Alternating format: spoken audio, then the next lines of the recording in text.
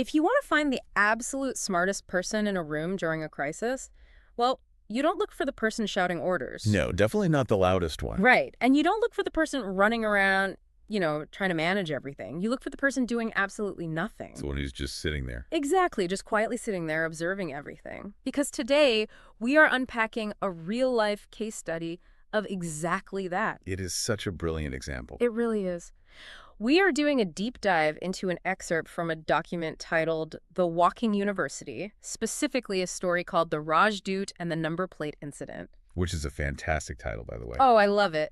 And our mission today is to look at a man who completely lost his mind over a missing piece of metal, and the background character who used, absolute Sherlock-level deduction to find it. Without ever even leaving his chair. Right, and he does it flawlessly. But I want to ask you, thinking back, have you ever had one of those moments of just pure, blinding panic when you lost something essential? Oh, absolutely. When you check your pocket for your passport at the airport, and it's just not there. Yes, your stomach just drops. And that panic completely paralyzes your ability to think clearly. You just freeze. You really do. And that is why this document is so fascinating. On the surface, sure, it reads like a cinematic, bright family anecdote, like it's destined to be a cartoon clip. Which they actually mention in the text. They do. But at its core, this is a heavy psychological study of how humans react to crisis. It contrasts the chaos of panic with the quiet power of deduction. Okay, let's unpack this. Because to understand the solution, we have to really visualize the crisis. We have to set the scene. Right. So the story opens in a very ordinary office. You've got fans whirring lazily, papers shuffling. There's a baseline routine. Just a normal Tuesday morning vibe. Exactly. And suddenly, a man bursts in, and the text specifies he is a relative of the manager. Which is a key detail. Huge detail. But right now, he is flushed, he's breathing hard, and he just shouts to the whole room, "I've lost it!" It's a complete disruption of the environment. It's like a record scratching at a quiet dinner party.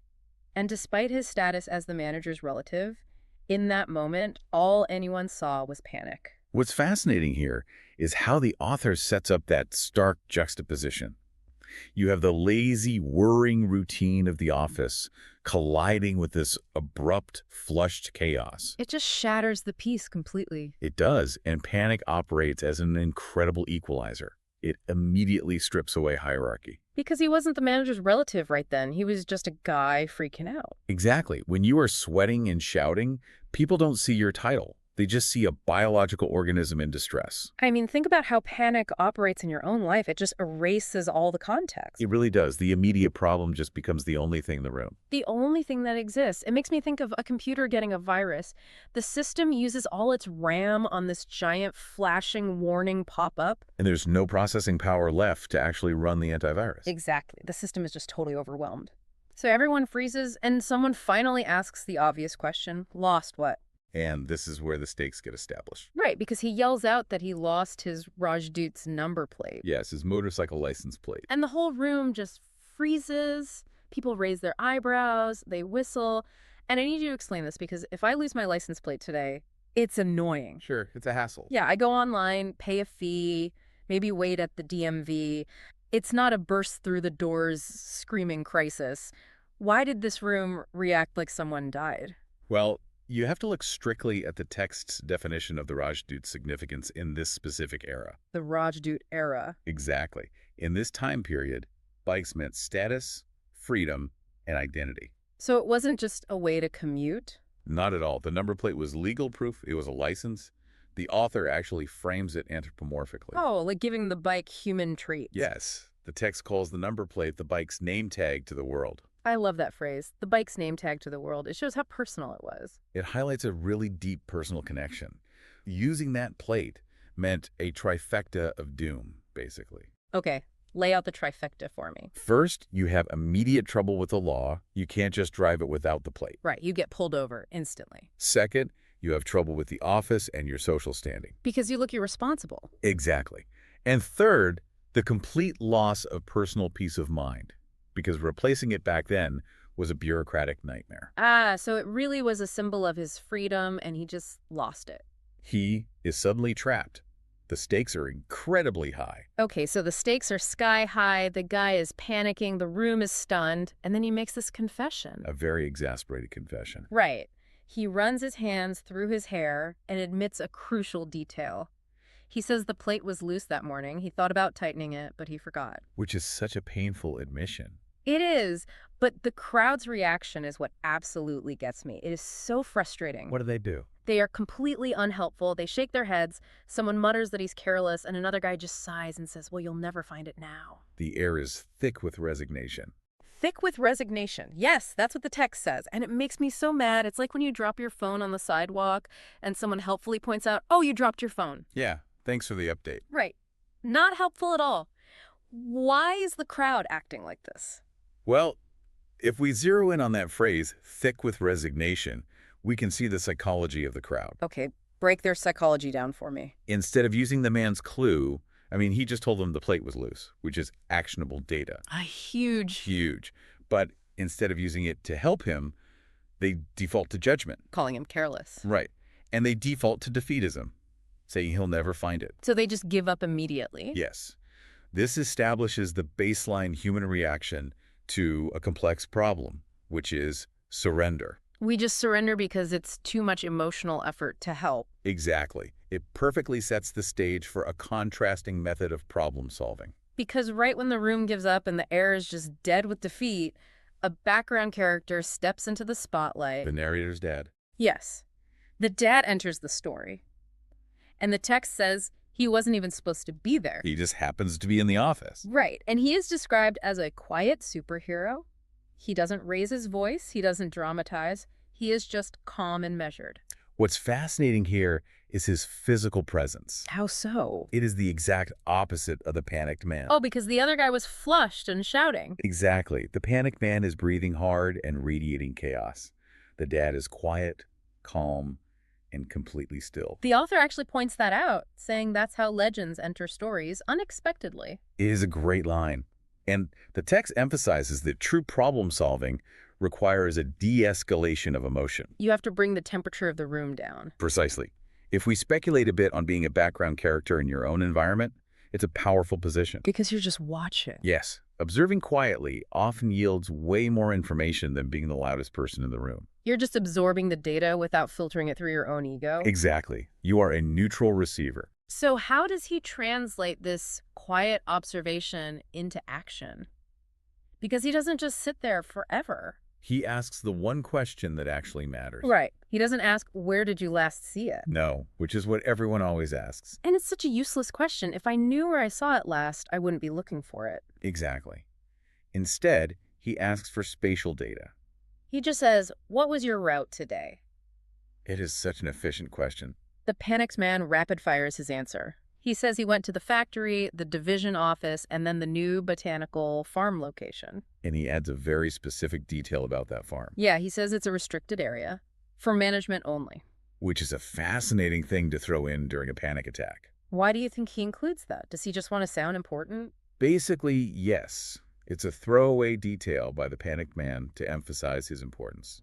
Or maybe the exclusivity of the route. Right. His social standing is currently crumbling in front of the whole office, so he subconsciously throws out, hey, I have management clearance. That is wild. His brain is on fire, but his ego is still trying to defend itself. Ego never really sleeps. But the dad just completely ignores this social noise. He filters it out entirely. He focuses purely on the physical terrain. The text actually says the dad was drawing an invisible map in his mind. Let's dissect that metaphor, the invisible map. I would love to. How is he building this map? He is taking the raw, emotional data, which includes the panic and the clue about the loose plate. Okay, he's got the loose plate piece. And he is overlaying it onto a physical geography. The route. Factory to office to farm. Exactly. He merges the vulnerability of the object with the layout of the town.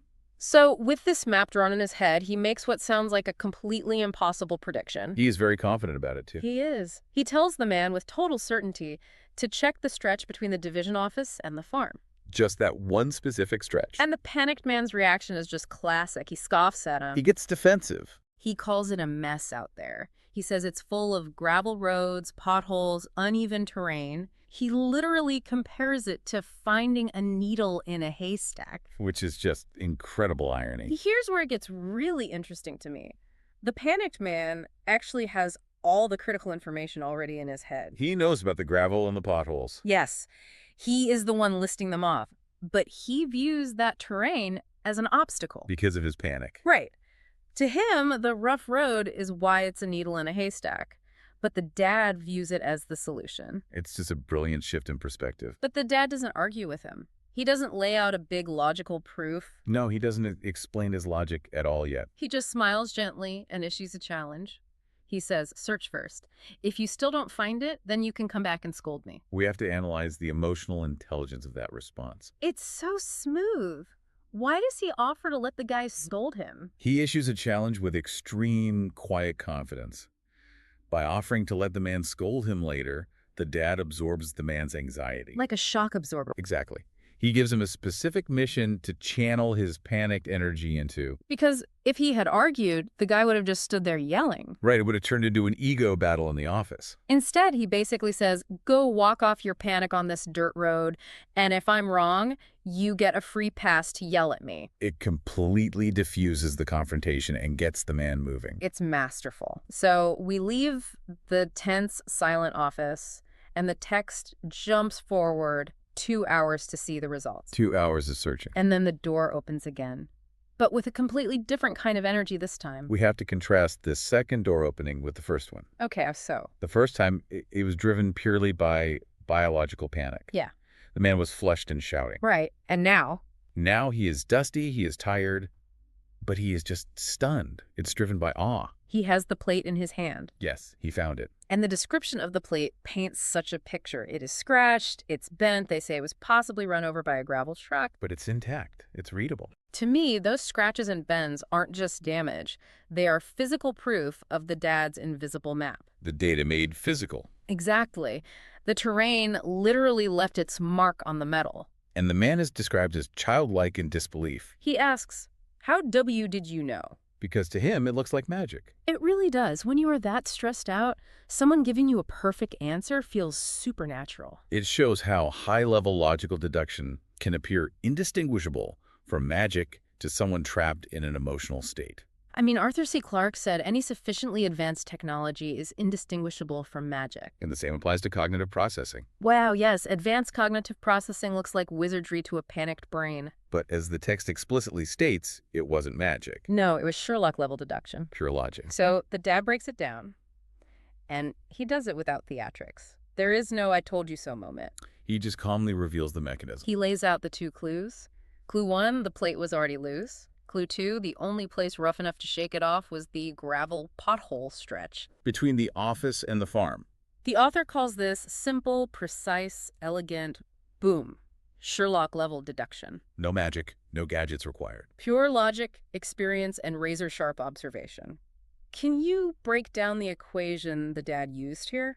If we connect this to the bigger picture, the dad simply combined a known vulnerability. The loose plate. Yes, he combined that with an environmental catalyst. The potholes and the uneven terrain. Exactly. Vulnerability plus catalyst equals the location of the failure. It's just so logically sound once you hear it out loud. The text emphasizes this point heavily.